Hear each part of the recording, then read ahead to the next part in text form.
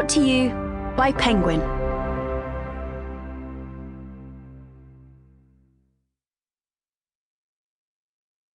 The Myth of American Idealism by Nathan J. Robinson and Noam Chomsky. Read by Sean Patrick Hopkins. The chief ideal of the American people is idealism. I cannot repeat too often that America is a nation of idealists. That is the only motive to which they ever give any strong and lasting reaction. Calvin Coolidge. Power always thinks it has a great soul and vast views beyond the comprehension of the weak, and that it is doing God service when it is violating all his laws. John Adams. We Americans are the peculiar chosen people, the Israel of our time. We bear the ark of liberties of the world. God has predestined, mankind expects great things from our race. We are the pioneers of the world, sent on through the wilderness of untried things to break a new path in the new world that is ours. Herman Melville, White Jacket.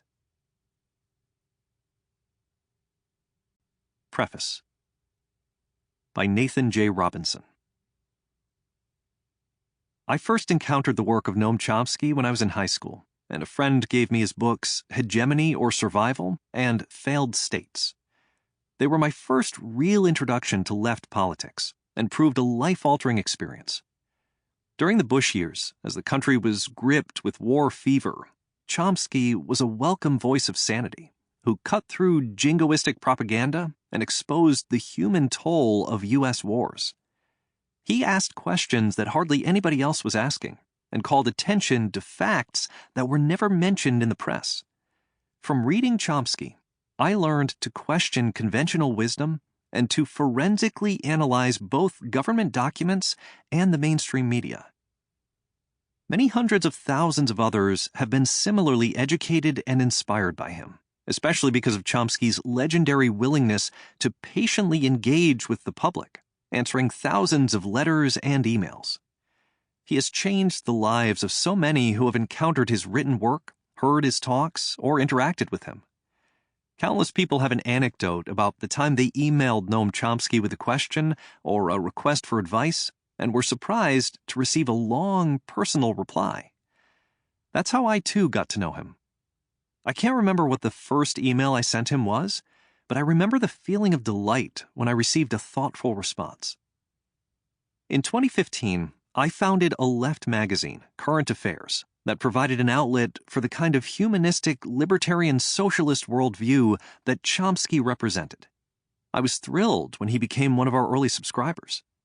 He has always been strongly supportive of independent left media, praising countless books from small presses and plugging the work of lesser-known writers. He boosted our work by giving us public endorsements and circulating current affairs articles to his correspondents. In 2018, I went out to interview him in Tucson, where he was teaching at the University of Arizona. After the interview, he drove me across the campus, and I was struck by how much time he had to spend hunting for parking. It was surreal to watch someone with a mind that has been compared to that of Plato and Marx, preoccupied by the search for a parking space. In 2022, another interview we did attracted a lot of attention after Chomsky suggested that the United States bore a high level of responsibility for the war in Ukraine. Well into his 90s, he had not lost the power to provoke strong reactions with his sharp dissent from foreign policy orthodoxy. I have always wished that some of Chomsky's ideas could be presented more systematically in a single volume. In 2022, I asked him if we could collaborate on a book. I explained to him that I would like to compile some of his most useful observations on how U.S. power is wielded around the world and how our country's violence is obscured through self-aggrandizing mythology. This would draw insights from across his body of work into a single volume that could introduce people to his central critiques of U.S. foreign policy, including his deconstructions of the stories and propaganda used. Sample complete. Ready to continue?